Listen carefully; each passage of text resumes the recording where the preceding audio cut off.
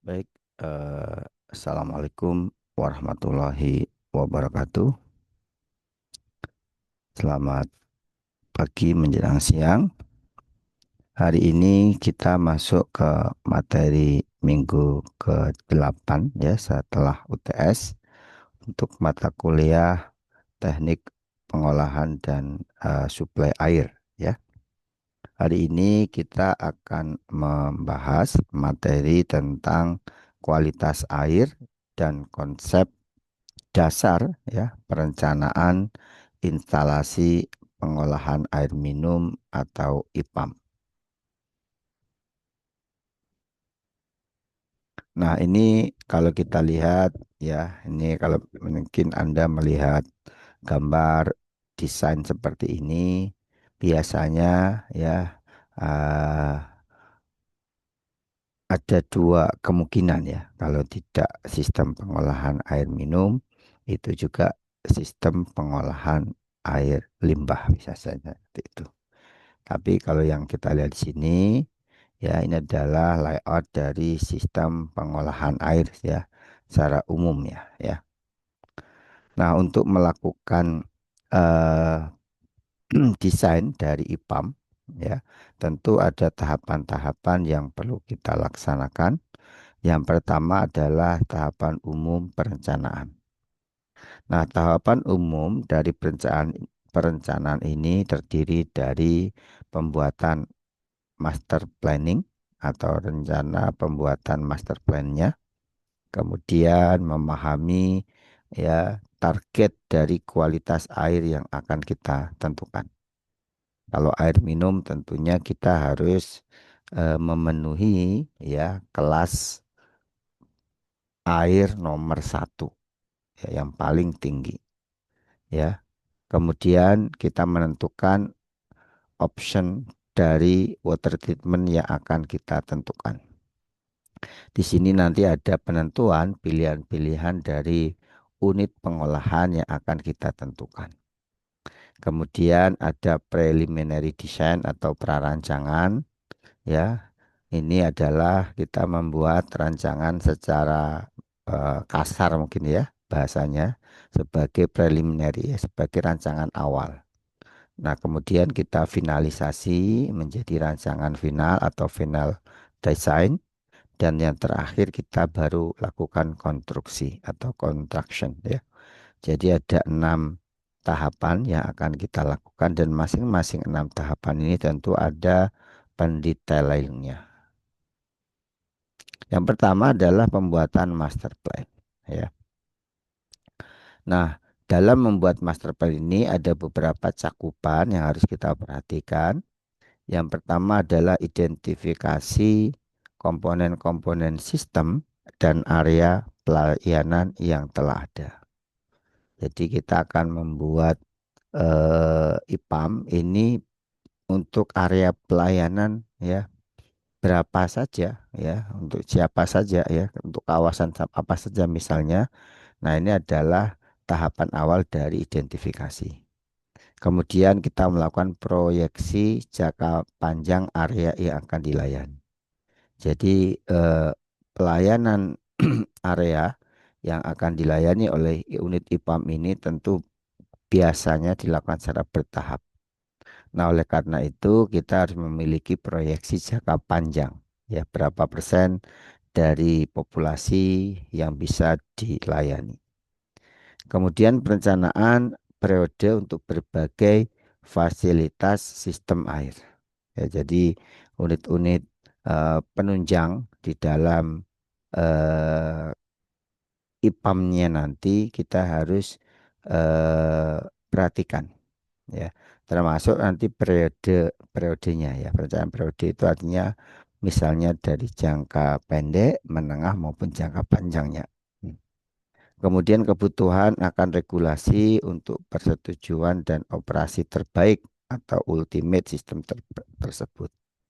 Jadi kita harus mengikuti regulasi, mengikuti aturan-aturan yang ada ya. Kemudian kita memperhatikan sumber-sumber air bakunya ya. Kita evaluasi sumber-sumber alternatif. Kemudian pengaturan lokasi site dan fasilitas. Nah, ini kita bisa mengatur gimana kira-kira tata letak ya dari fasilitas IPAM unit pengolahan yang akan kita tempatkan. Dan jangan lupa juga ada yang paling penting juga ada dampak lingkungan ya. Biasanya kita melakukan AMDAL ya, analisis dampak terhadap lingkungan.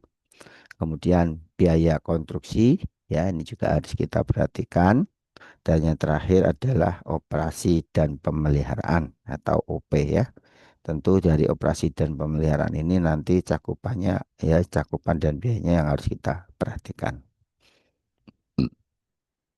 Nah, kemudian pertimbangan penting dalam mempersiapkan master plan. Yang pertama adalah menyiapkan panduan atau guideline ya secara umum untuk tindakan pengolahan air di masa depan.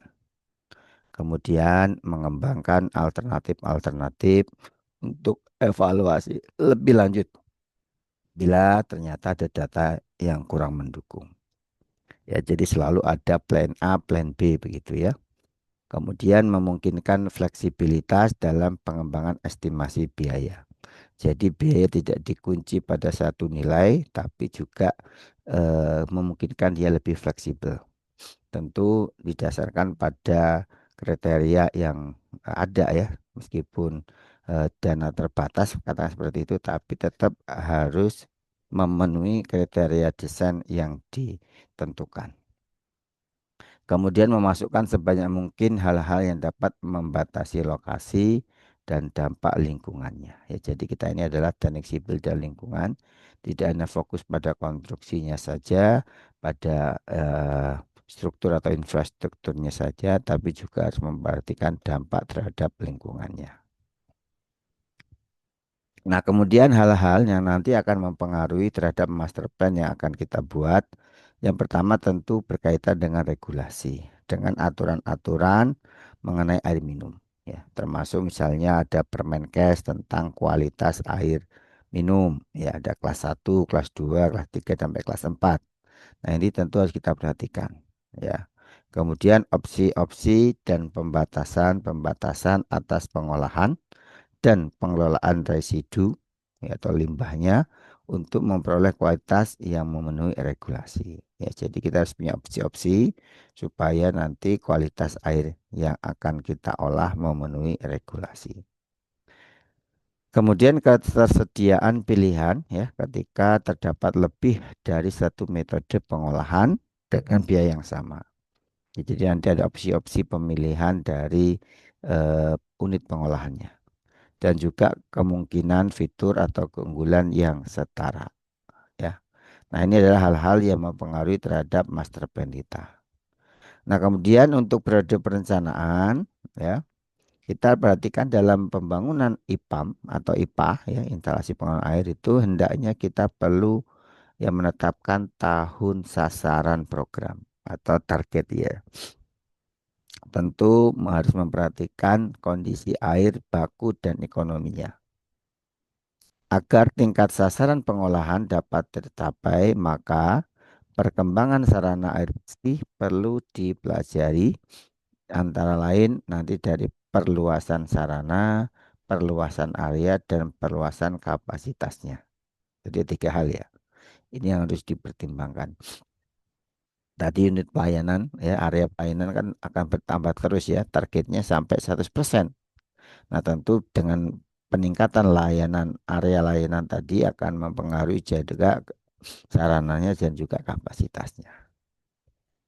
Nah, dalam perencanaan diperlukan staging ya, atau step ya. Stage itu kan tahapan-tahapan. Ya, jadi dalam perencanaan itu kita saja tahapan-tahapan, tidak bisa langsung sekaligus ya, tentu ada tahapan-tahapan. Ya, fungsinya apa? Yang pertama untuk merencanakan kapasitas unit setepat mungkin dalam memenuhi kebutuhan air yang dibutuhkan.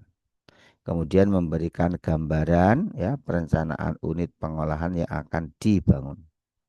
Yang ketiga, menghindari pemborosan dari segi biaya, konstruksi, operasi, dan pemeliharaan. Ya, jadi pentahapan ini sangat penting dalam tiga hal ini ya.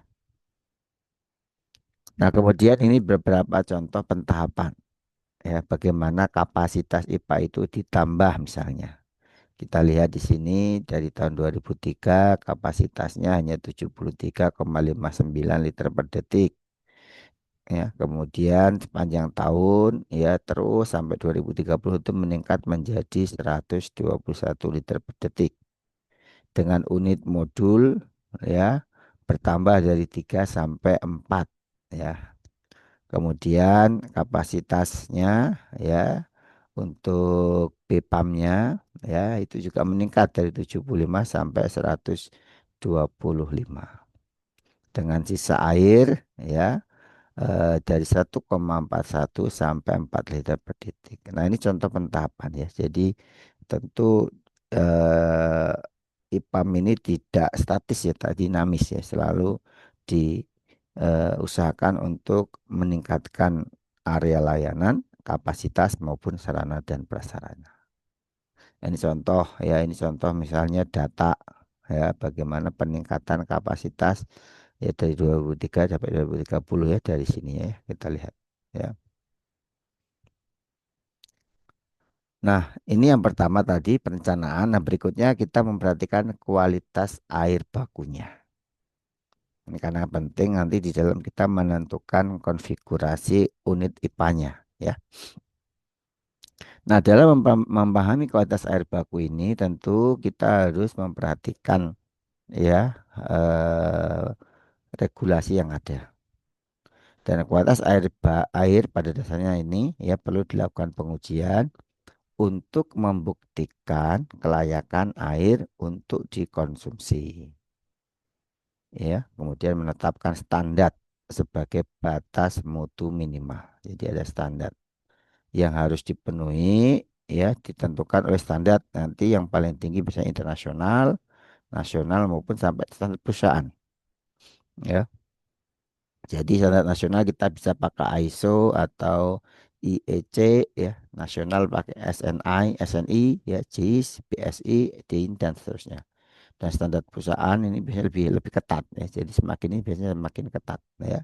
Jadi kita lihat ini adalah standar baku batas mutu minimal ya. Jadi kita tidak boleh melewati batas-batas yang ditentukan ini untuk kualitas air bakunya. Ya. Nah, kemudian perusahaan yang memproduksi air minum ini seharusnya menggunakan standar perusahaan sebagai perusahaan untuk menentukan kualitas produk ya yang bersifat lebih ketat. Ya, jadi kalau tadi kita lihat bagan ini ya, biasanya ya dari atas ke bawah ini di bawah ini lebih ketat daripada atas dan seterusnya begitu. Ya.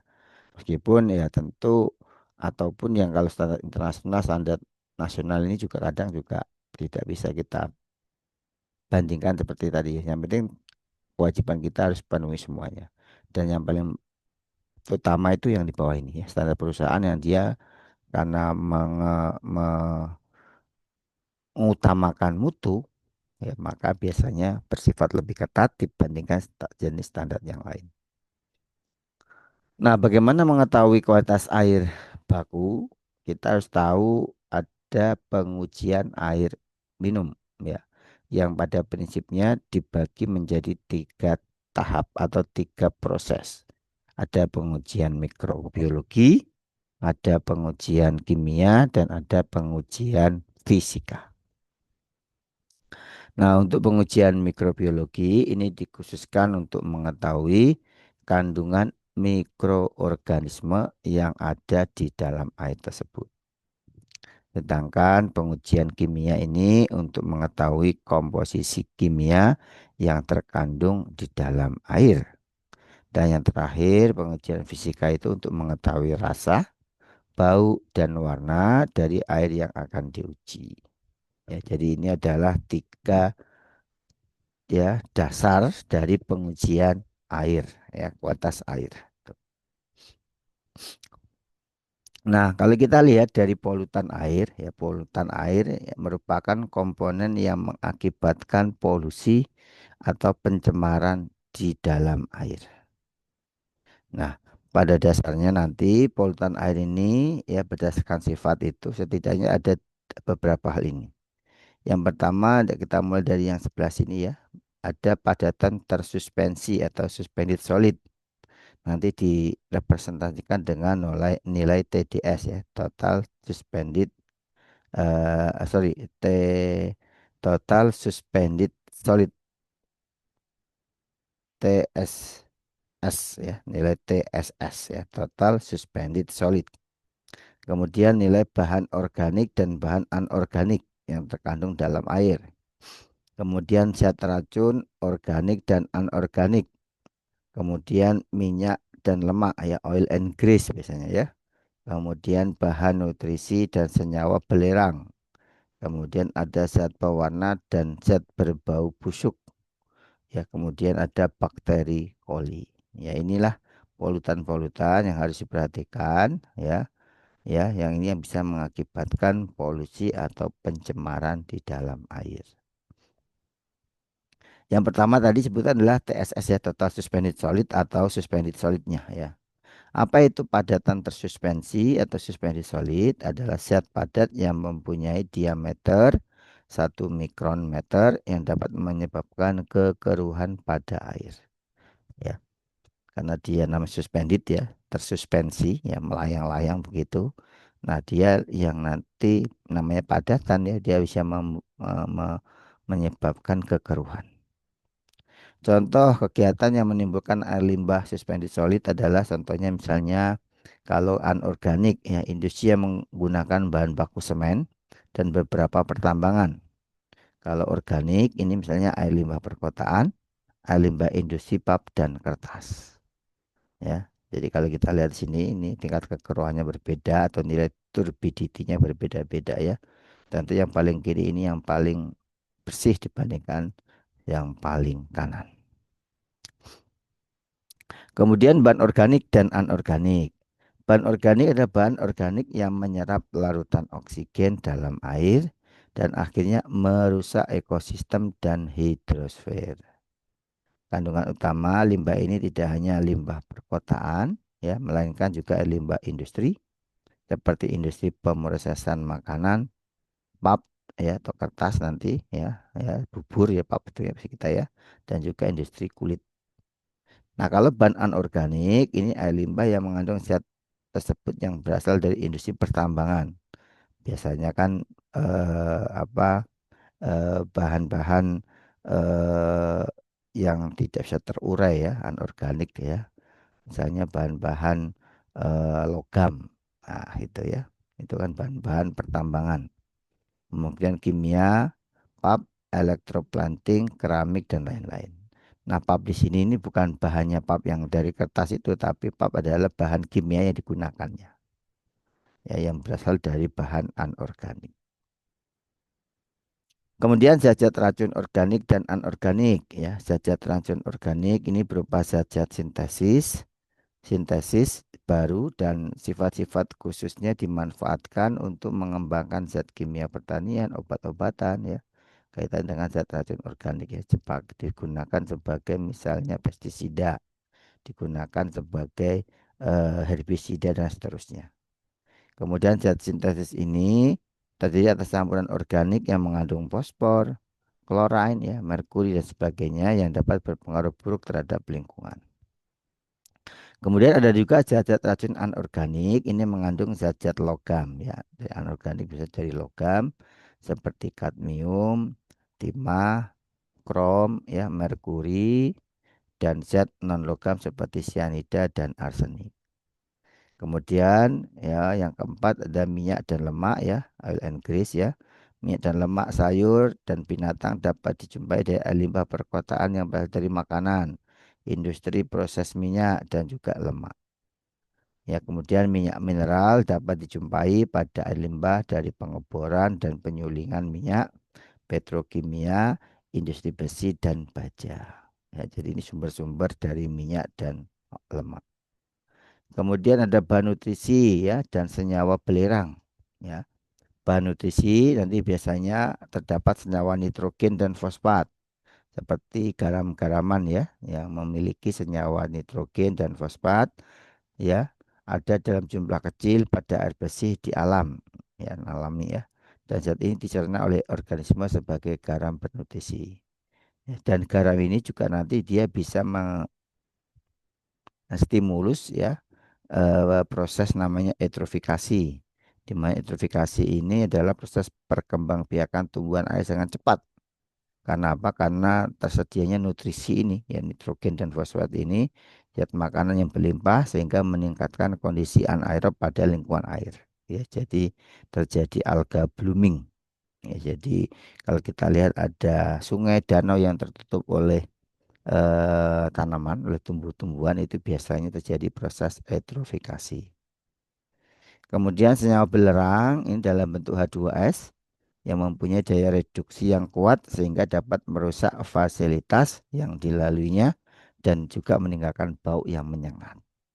Nah, ini kita kalau Anda lihat ya belerang itu di kawasan mana di Bandung itu di Padalarang dan seterusnya, bukan Padalarang apa yang Tangkuban Perahu sana ya itu ada sumber senyawa belerang. Kemudian zat pewarna dan zat berbau busuk yang mengganggu kenyamanan dan mempengaruhi lingkungan di sekitar. Dan yang terakhir adalah bakteri koli yang bisa menyebabkan sumber penyakit ya. Dan nanti ada nilai indeks kelayakan air baku sebagai air minum itu adalah dilihat dari kandungan bakteri kolinya. Ya, kalau kita lihat ada beberapa kejadian keracunan ya makanan ya bro. Dalam program MBG itu ya diyakini ada bakteri koli di dalam makanan tersebut ya. Nah, tadi adalah polutan-polutan airnya. Nah, kemudian untuk indikator kualitas air ini perlu dilakukan pengujian yang nanti menentukan sifat-sifat air sehingga dapat diketahui kelayakan air baku untuk digunakan sebagai air minum. Ya. Apa saja indikator kualitas air baku tadi? Yang pertama ada jumlah padatan, kekeruhan, warna, bau dan rasa, kesadahan, ya, kemudian suhu, nilai pH, alkalinitas, dan juga mikroorganisme. Ya. Nah, satu-satu yang pertama adalah total padatan. Nah, ternyata nanti pembagian seperti ini ya. Jadi total padatan atau jumlah padatan, air selalu mengandung padatan yang dikelompokkan menjadi dua. Nanti ada padatan tersuspensi total atau TSS, total suspended solid. Ya, kali total solid ada TSS, ada juga TDS, total dissolved solid. Sesuai namanya, kalau tersuspensi berarti dia menyebabkan kekeruhan tidak larut dan tidak dapat mengendap langsung.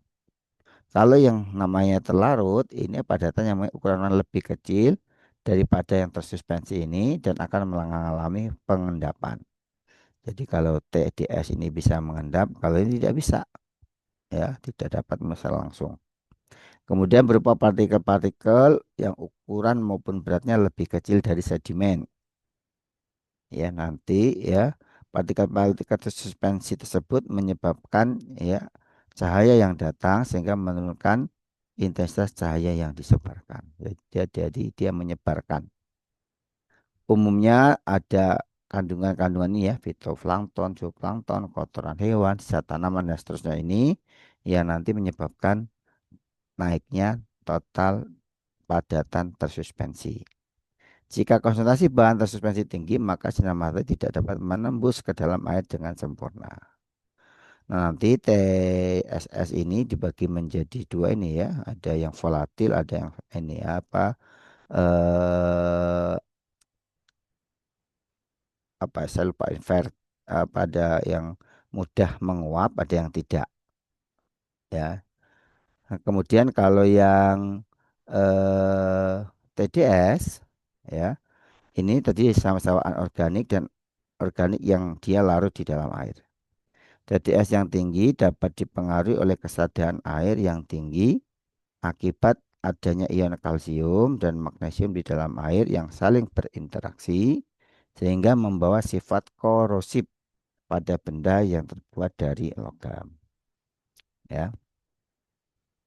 Kemudian parameter kedua adalah kekeruhan. Kekeruhan akan mengurangi kejernihan air dan diakibatkan oleh pencemar halus yang ada di dalam air.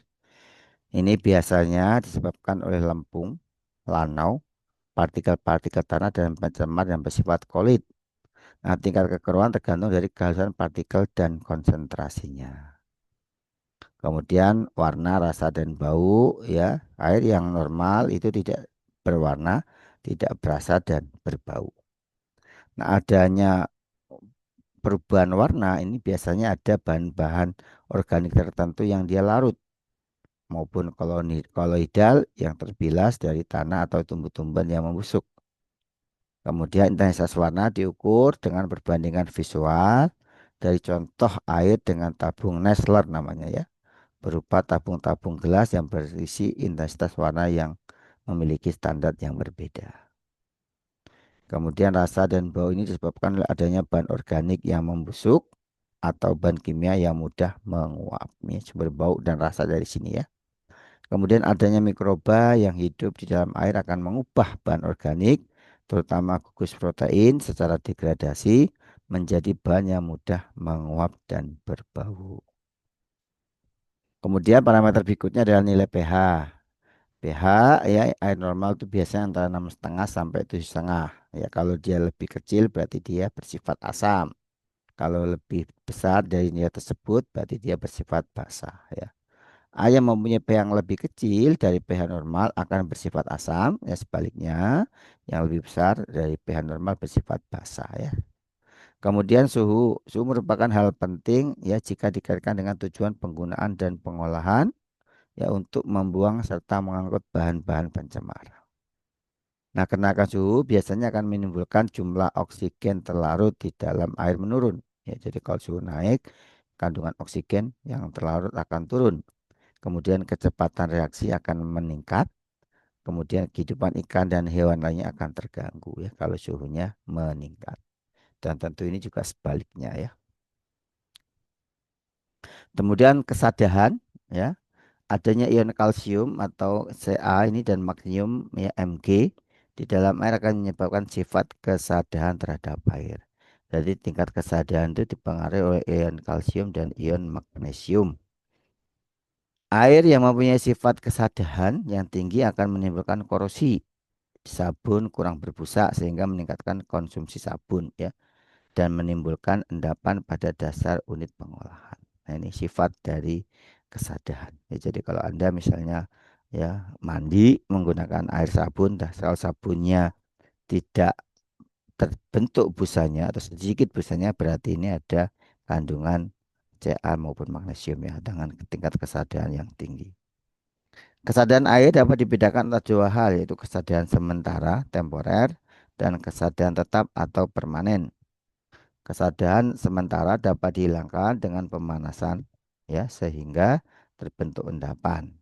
Sedangkan kesadaran yang tetap ya sangat sukar untuk dihilangkan.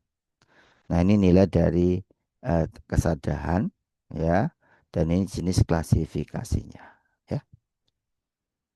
Kemudian alkalinitas ya ukuran kapasitas untuk menetrasi sifat asam pada air ya yang dinyatakan dalam bentuk jumlah kalsium karbonat dalam miligram per liter ya.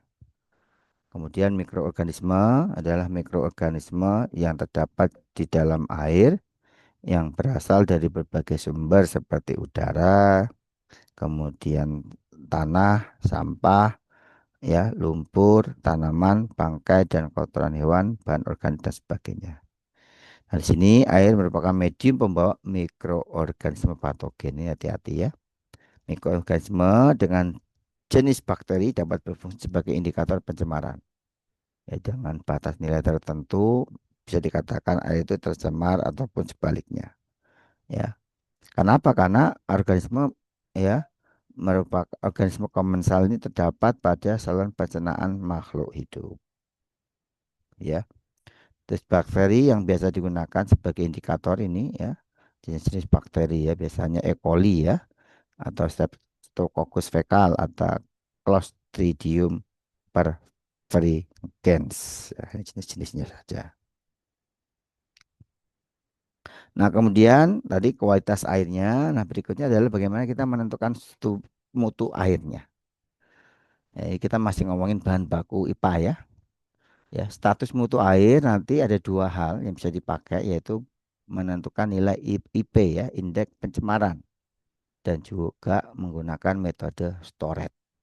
Acuannya apa? Acuannya dari ini ya. Kepmen LH nomor 115 tahun 2003 tentang pedoman penentuan status mutu air. Jadi memang sudah lama ya aturannya. Jadi ini yang kita pakai dua hal, indeks pencemaran dan storage. Nah, bagaimana cara menentukan IP atau indeks pencemaran? Ini menggunakan rumus ini, ya. Di mana IP indeks pencemaran nanti sangat dipengaruhi oleh C. C adalah konsentrasi parameternya yang ada. L adalah konsentrasi parameter kualitas pada baku mutu peruntukan air.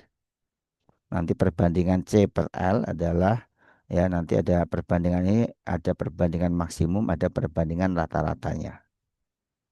Ya, dari perhitungan ini nanti akan dapat nilai IP. Nah, nilai IP tadi kalau misalnya di antara 0 sampai 1 itu dia memenuhi baku mutu, masih oke.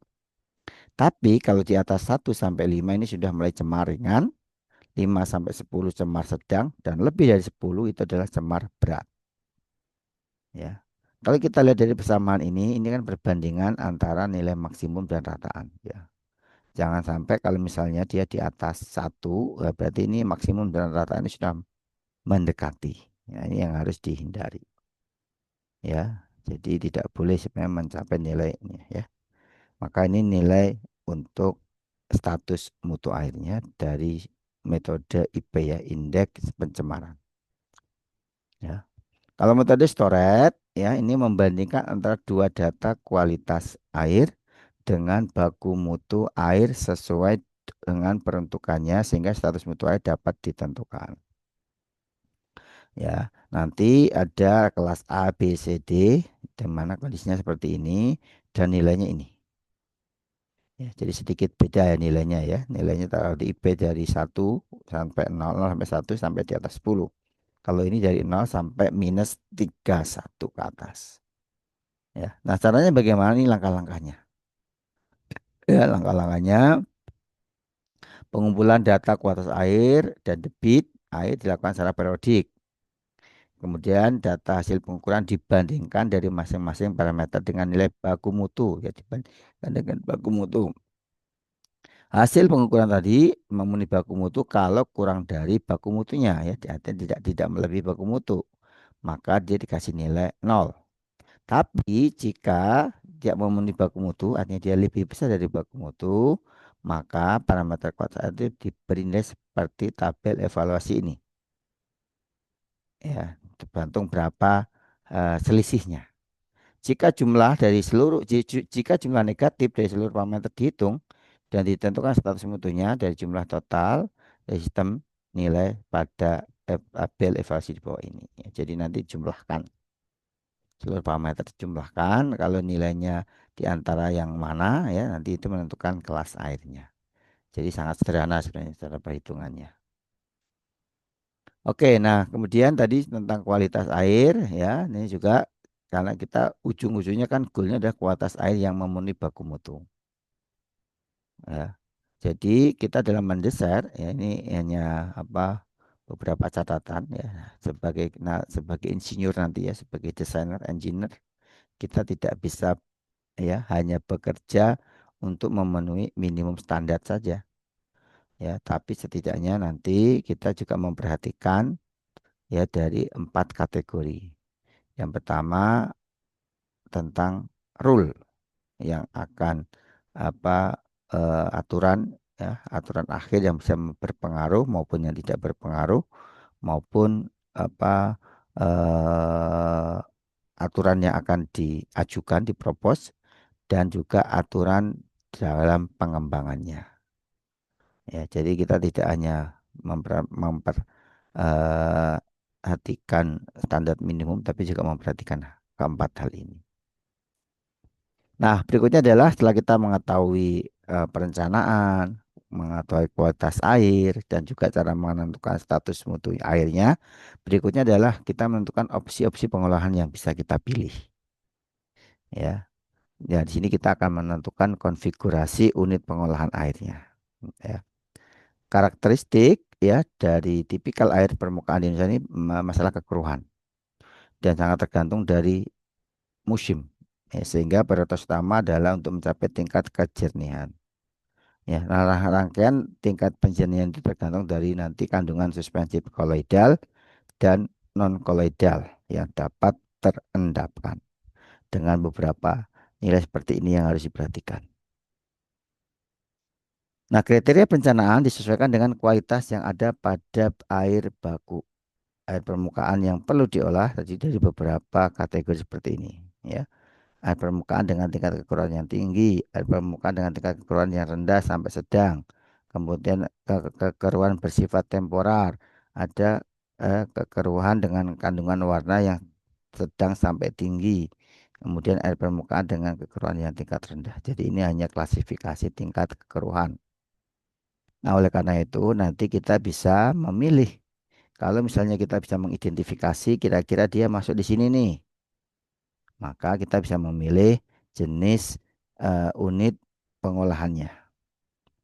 Contoh misalnya tadi, kalau koloid dengan kekeruhan tinggi, kita bisa memilih conditioning. Conditioning itu pretreatment biasanya.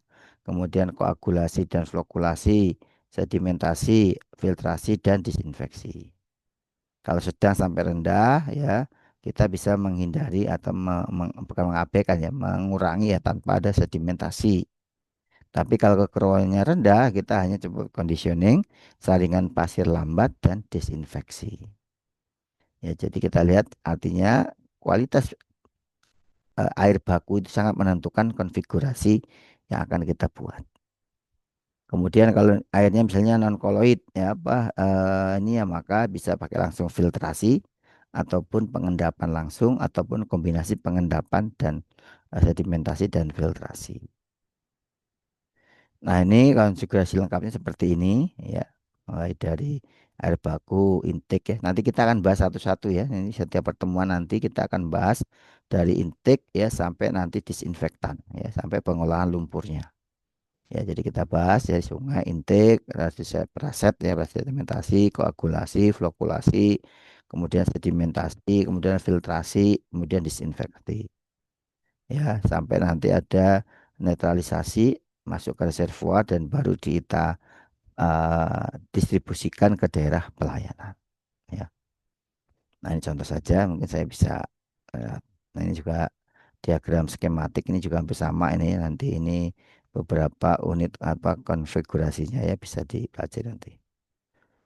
Nah ini proses pengelolaan air digolongkan menurut sifat fenomena ya yang menghasilkan perubahan yang diamati dapat dibagi atas proses fisik dan proses kimiawi ya. Ya ini proses fisik yang adalah penyaringan, saringan mikro, aerasi, pencamuran, fokulasi dan pengendapan ini adalah proses fisik. Nah proses fisik itu biasanya sebagai unit operasi ya karena dia kaitan dengan proses fisik. Kalau unit kimiawi namanya adalah biasanya ya proses unit proses. Kalau ini unit operasi, kalau unit proses itu biasanya proses kimiawi. Apa saja ada koagulasi, ada disinfeksi, presipitasi, pertukaran ion, adsorpsi dan oksidasi kimiawi. Ya ini adalah proses-proses kimiawi. Nah ini nanti penerapannya di sini ya, nanti bisa dibaca sendiri ya. Nah, kemudian tahapan perencanaan, ya, kita sudah milih konfigurasinya, kemudian kita milih tahapan perencanaan. Perencanaan suatu pengelolaan air dilakukan melalui suatu urutan sebagai berikut. Yang pertama, penetapan debit rencana. Yang kedua, penelitian tentang kualitas air di laboratorium. Kemudian penentuan kriteria perencanaan unit pengolahan air, perencanaan unit-unit pengolahan, perencanaan struktur bangunan, perencanaan layout dan set plan dari pengolahan air, perencanaan sistem mechanical dan electrical. Nah, ini adalah proses tahapan dari perencanaannya. Nah, ini tahapan perencanaan juga kita lihat dari diagram alir seperti ini, mulai dari debit, kita perhatikan kualitas air bakunya, kemudian kita menentukan dimensi-dimensi unit pengolahan air, ya, kemudian landscapingnya, bahan penunjang, dan kemudian kita perhatikan strukturnya, dan kemudian mechanical dan electricalnya. Ya, jadi seperti ini ya. Jadi ini tahapan perencanaan. Nah, ini bangunan-bangunan penunjang, ada kantor, ruang operator, dan seterusnya. Ini ada bahan penunjang dari unit pengolahannya. Dan ini biasanya juga harus disediakan dalam master plan yang akan kita buat, dalam layout yang akan dibuat. Ya. Nah, ini sebagai sebenarnya diskusi ya, karena waktu kita ini juga terbatas. Mungkin Anda bisa diskusi dengan kelompok-kelompok Anda masing-masing ya berkaitan dengan regulasi tentang air bersih, air minum saat ini, ya Permenkes, Permen LH dan seterusnya Anda bisa pelajari ya dan kira-kira ke depan itu akan seperti apa ya dan trennya ini seperti apa. Ya kalau di Jepang itu ketika kami saya sekolah di sana itu ya yang bisa kita pelajari itu ya tap water ya air keran itu bisa diminum. Kalau di sini kan sangat-sangat terbatas ya. Ya oleh karena itu ya ini juga mungkin bisa jadi bahan diskusi untuk tren ke depan seperti apa yang mungkin berlaku di Indonesia. Jadi Anda sebenarnya diminta untuk diskusi kondisi saat ini dan masa depan ya berkaitan dengan air minum itu ya. Oke, nah berikutnya ini prarancangan ya, ini sudah masuk rancangan. Dalam tahapan prarancangan ini yang harus kita perhatikan, yang pertama tentu regulasi. Kemudian tadi plan sitting analisis ya tadi ya, tata letaknya. Kemudian nanti kalau misalnya kita punya rencana untuk perluasan ya, upgrading dan ekspansi dari fasilitas yang tersedia saat ini. Ya, jadi perlu kita perhatikan tadi ya peningkatan daerah layanan, area layanan, peningkatan kapasitas maupun sarananya. Nah, ini kita harus perhatikan ini masuk dalam tahapan prarancangan. Jadi sama ya, saya masih ingat dulu saya punya rumah itu rumah tumbuh. Ya. Nah, tumbuh-tumbuh itu memungkinkan untuk melakukan upgrading atau ekspansi. Sama dengan ini ya fasilitas IPAL ini, IPAM ya maaf. Ini juga bisa kita upgrading maupun kita ekspansi gitu. Kemudian ada custom build equipment versus pre-engine versus package. Nah, ini artinya apa? Kita bisa custom peralatan yang akan kita butuhkan ya atau satu paket. Nah, itu. Kemudian ada desain development ya, kemudian dibuat desainnya, kemudian kita hitung analisis kelayakan finansialnya, kemudian kita diskusikan ya, kita koordinasikan dan kita evaluasi biayanya ya. Nah, berikutnya setelah prarancangan ya, masuk ke rancangan final ya. Setelah kita diskusikan ya dengan yang ini baru setelah sepakati kita buat drawing dan specification ya. Kita gambar dan speknya seperti apa. Kemudian kita lakukan koordinasi ya, proyek koordinasi dengan tentu dengan pihak terkait dan harus memenuhi standar desain ya. Harus memenuhi kriteria desain ya. Kemudian ini contoh nih koordinasi desain lintas keilmuan ya. Jadi kita tidak hanya dari sisi sipilan, tapi juga nanti bisa kita perhatikan dengan keilmuan yang lain ya. Misalnya tentang layout dan konstruksi ya kita memperhatikan beberapa hal ini. Mungkin kita bisa bisa koordinasikan dengan orang-orang landscaping misalnya. Kemudian plan hydraulic design kita bisa koordinasikan dengan eh, ahli hidrolik. Kemudian yang terakhir nanti setelah kita mengkoordinasikan dengan berbagai lintas keilmuan, terakhir adalah kita membuat final process design. Di mana di sini kita akan menentukan dimensi final, termasuk unit-unit pengolahan yang akan kita desain. Ya, seperti itu. Ya. Nah, terakhir desain akhir ini ya. Desain akhir ini meliputi site surveying lokasi, kemudian ada geoteknik investigasi, arsitektur desain, struktural desain, mechanical design, electrical design, dan instrumentation design. Nah, ini semuanya harus masuk dalam tahapan akhir. Ya. Kemudian review ya, kita direview oleh owner, direview tentang quality control review, kemudian nilai keteknikan, value engineeringnya, regulasinya, dan tentu final cost estimation. ya. Dan terakhir biasanya kalau sudah ini ada bid dokumen. Ini dokumen apa namanya lelang ya. Biasanya kan nanti kalau proyek besar itu dilelang. Nah, ini juga kita butuh dokumen. Nah, ini masuk ke tahapan desain akhir. Nah, terakhir setelah dilakukan bid lelang biasanya setelah selesai dapat pemenangnya, yang terakhir adalah dikonstruksi, dibangun. Ya, ya di bid apa dilelang tadi ya tentu butuh administrasi ya setelah ditentukan pemenang ya kemudian ya konstruksinya itu dibangun tapi harus memenuhi administrasi dulu kemudian melakukan koordinasi baru memperoleh approval kemudian baru di startup dimulai kemudian dilakukan pembangunan ya mulai dari operating training equipment startup dan konstruksi finalization. Jadi semua ini adalah bagian dari konstruksi. Oke, saya kira itu yang bisa saya sampaikan ya. Ini saya kira sangat lengkap mulai dari tahap perencanaan sampai nanti konstruksinya ya. Jadi menurut saya bisa jadikan sebagai guideline nanti kalau Anda ingin mendesain sistem pengolahan air minum ya atau IPAM atau instalasi pengolahan air minum. Baik, demikian yang bisa saya sampaikan. Terima kasih banyak. Saya akhiri. Assalamualaikum warahmatullahi wabarakatuh.